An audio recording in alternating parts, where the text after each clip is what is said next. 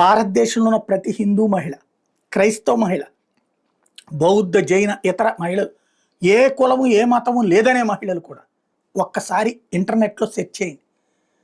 యాజ్డీ మహిళల పరిస్థితి ఏంటి, ఎవరు వాళ్ళని అలా చేస్తున్నారు, అట్లాగే ఇరాన్లో మహిళ పరిస్థితి ఏంటి, ఇరాక్లో మహిళ పరిస్థితి ఏంటి, ఆఫ్ఘనిస్తాన్లో మహిళ పరిస్థితి ఏంటి, ఇవి ఎందుకు సెర్చ్ చేయమంటున్నానంటే మీ జీవితాలు అలా కావాలని కోరుకుంటున్నాడు దాడి చేసినటువంటి తీవ్రవాది.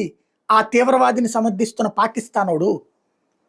అది తీవ్రవాదం, అంతర్జాతీయం, పాకిస్తాను మనకేం సంబంధం లేదంటే మన దేశానికి సంబంధించినటువంటి మహిళల్నే ఇప్పుడు ఇప్పుడు ఏమంటున్నారు, మహిళలను వదిలేశారు, చిన్నపిల్లలను వదిలేశారు చూసారా అని.